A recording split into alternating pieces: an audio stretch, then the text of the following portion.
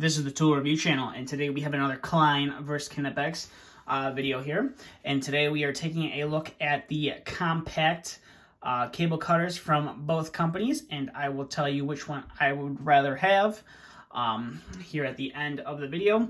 So now that you can see that the tools are slightly different. When I picked up the Knipex, I decided to go with the VDE style handles rather than the dipped or the comfort grip version handles on the tool. Whereas the Klein, you can only pick it up with the dipped handles.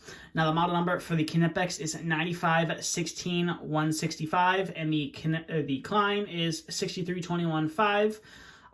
One Klein being made in the United States and the Knipex being made in Germany.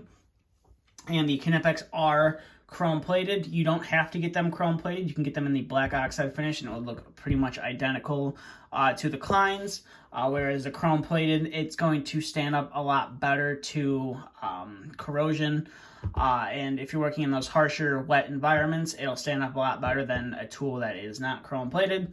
Now, the one thing to note about the Knipex is you do have this adjustment screw right here, which is actually fairly useful. Because when you get these pliers, sometimes the handles are super stiff or they're super loose, which can make the tool a little bit hard to use. So all you have to do is take, a flathead screwdriver of the right size, and you can adjust that screw, which is nice. Whereas the Kleins here, there's just, your standard hot rivet right there that connects the tool. So you're either going to get it super loose like this pair is, or it's going to be super tight and not move at all. Now this is the Klein. As you can see, it has those burgundy dipped handles on them. This is, like I said, the only version of this tool you can get other than the 8-inch pair of cable cutters, but this is the only version of the compact pair you can get. Now, both of these are rated to cut through aluminum and copper wire. They both specifically state do not cut through steel or ACSR. The Knipex only state do not cut through steel, but you obviously don't want to be cutting through ACSR with these as well. They're pretty small to be trying that.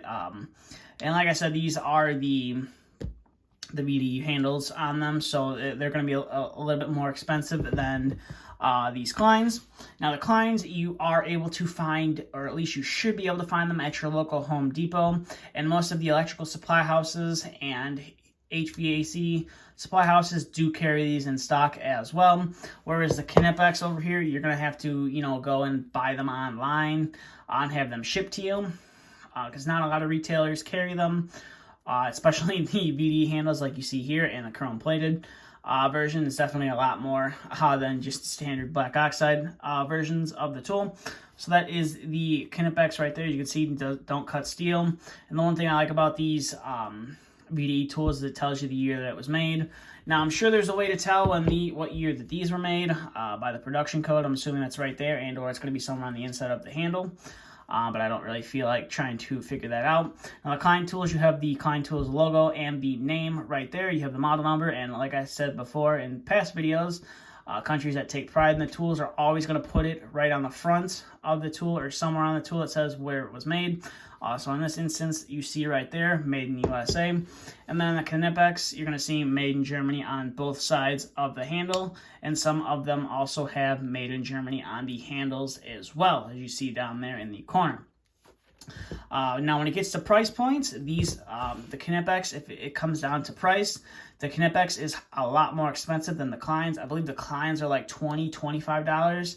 And depending on which version you decide to go with for the Knipex, I believe they range from like, I'm not really sure on the price, but I know this pair itself, depending on which retailer you decide to go with, can range from $80 to $100 to pick these guys up, because they're, chrome plated, plus the VDE handles on them as well.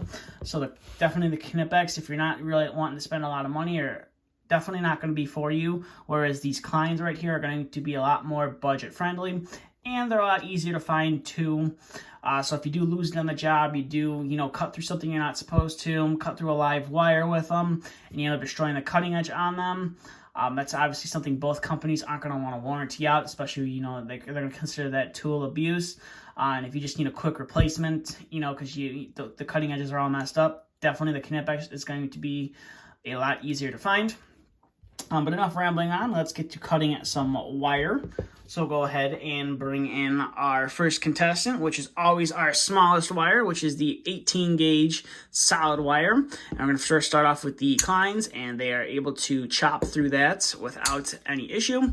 And we'll bring in our Knipex here, and they both cut through that wire without any issue, which they should. They both are a nice pair of shears. And those that aren't familiar with shears, they are a little bit different than side cutters or diagonal cutters, whereas the shears, they cross each other, so you get a lot cleaner and a lot evener of a cut, whereas side cutters or lineman pliers, they pinch the wire and you kind of get that rough edge on them. But enough rambling on, let's bring in our next wire, which is this 18 gauge stranded wire. It's a little tiny piece right here. And as we see, the Knipex are able to cut through that without any issue, and they leave a fairly clean cut. Now I'll go ahead and replicate that with the Kleins as well. So go ahead and put that off to the side. And we'll bring in some 14 gauge solid wire right here, and these Kleins are able to chop through that without any issue, and we should be able to get the same results as you see right there with the Knipex as well. So we'll go ahead and set that off to the side, and we'll bring in some 14 gauge stranded wire, and these Knipex are able to chop through that without any issue. And we'll go ahead and try it with the Kleins, and the Kleins are able to do just as good, if not better, of a job. So we'll go ahead and put that wire off to the side, and we will bring in our 12 gauge solid wire, and we are able to chop through that without any issue. And you don't really have to use that much force with these, which I really do like. It's super easy and super convenient to cut through the thicker gauge wire. Same thing with the Knipex, you're able to cut through that 12 gauge wire without any issues, which is nice. So now we're going to bring in some 12 gauge stranded wire, and we'll go ahead and chop through that. And as you see, we're able to chop through it and get through that wire without any issue, as well as the Kleins are able to get through that as well. And they both leave a super clean cut on there. It's not a really jagged cut on there like your diagonal. Like I said, your diagonal cutters and lineman pliers will cut through. Now this is some 10 gauge stranded wire, and we'll go ahead and chop through that with the Kleins, and they are able to do that. So we'll go ahead and set those guys off to the side, and we'll bring in our Knipex, and they both have, I'd say the snapping sound and the cutting is fairly matched, and both are able to get through that without any issues. Now, one thing I do like to try and do, especially with 10 gauge wire, and maybe sometimes with 12 gauge wire, is to see if I can use them to strip.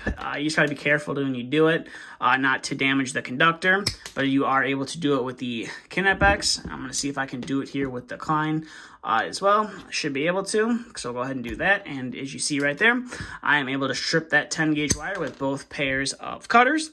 So we'll go ahead and set that off to the side, and we'll bring in our 10 gauge solid wire.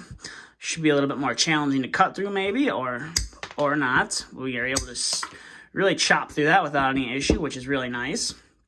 We'll bring in those Knipex and see if we have that nice same result, and we sure do. So we'll put that off to the side, and we'll clear some of this wire out of the background so you guys don't have to stare at it while we're cutting through some more stuff. So now we're going to bring in our 18.5 thermostat wire, and as you can see, the main reason we're trying to do it is cut through that little tiny piece of insulation to see if the jaws on there are sharp enough to go through it. And as you see with the Knipex, they are able to get through that without any issue. And now we'll try it with the Kleins and hopefully have the same results. And we sure do have that same result. So we'll set that off to the side. And now we'll bring in a fairly larger version of that insulation. This is, I believe this came from some BX or some MC cable. And it's just a larger size version of that insulation that runs through the wires, just kind of, to insulate the wires. And if the wires do rub up against each other, make sure that, the wires don't, the insulation on those wires doesn't rub out. So we'll see how sharp these jaws are by cutting some of this insulation. And as you see right there, the Klein have no issue cutting through it first try. Now we'll bring in these Knipex and we'll try that as well. And they also have no issue cutting through that. So that is nice. So we'll go ahead and get that out of here. And we'll bring in our final two wires, which are our Romex wires. So we're going to first start off with our 14-2 with ground. And while I have the Knipex in my hand, we'll go ahead and chop through. We'll go ahead and test that first, and you are able to get through that without any issues.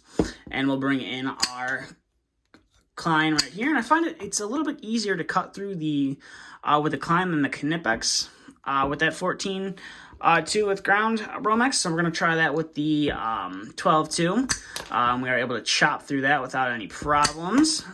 So now we're going to bring in our Knipex here, and we are able to do it. I just feel, though, that the Klein has a lot smoother of a cut cutting through it. I feel like the Knipex, you have to use a little bit more force to cut through with the Knipex. So overall, these are both a very nice pair of cable cutters from each company. They both are, you know, well-made products. The one thing the Knipex has going for it is there's 3 different styles of handles you can get. Plus, you can either get them chrome plated or just a standard polished black oxide finish. Whereas the Klein, you can only get it in just the polished finish and the standard dipped handles. Now the Klein is pretty much almost all your, like I said, all your HVAC and electrical supply houses should have these in stock. Plus, you should be able to find them at your local Home Depot. So if you use them a lot and something does happen to them, there's a lot of different ways to replace them. And it's a lot easier to pick them up. Whereas the Knipex, 9 times out of 10, if you don't have a store that specifically sells Knipex, you're going to have to order them. So that can mean waiting up to a week to get the tool that you desperately need. So if I had to pick between both of these tools, I think I would go with the Kleins. I feel it's, when it comes to cutting through those multi-conductors, especially when it comes to the Romex wire, I feel it's just a little bit easier. You don't have to use as much force to cut through the wire than you do with the Knipex. Now, don't get me wrong, I do like the Knipex. I do like the 1000-volt rated handles. But when it comes down to it, these are definitely a lot cheaper than these. Both tools are going to stand up to the test of time. They're both great manufacturers, but when it comes down to it, the availability and the price are what most people are looking for when it comes down to it, and the Klein's going to win that, whereas the Knipex is not really going to win that as well. So I hope this video was helpful for you guys. I will leave some links down in the description below if you want to read more about these tools. Both versions of these tools also have been reviewed on my channel. Now, I did review this version of the tool from Knipex in the spring-loaded version. I have not reviewed the non-spring-loaded version. This is just, the standard one that's held together by a screw, and you can't really adjust it or anything. I should say you can't really adjust it, but there's no spring or anything. Didn't feel like this really warranted a new video because it's pretty much the same as the spring-loaded version, just doesn't have the spring. So both these tools have been reviewed on my channel before in the past, so if you want to check out the individual reviews that I made on those, please feel free to as well. But like I said, I will leave some links down in the description. One will take you over to Knipex's website, and the other will take you over to Klein's website if you want to learn some more information about these tools. But with that being said, that's all I have for this video, so thank you for watching. If you have any questions, comments, concerns, leave them down in the comment section below. And if you enjoyed this video, give it a thumbs up as well. But thanks for watching, and stay tuned for the next video to be uploaded.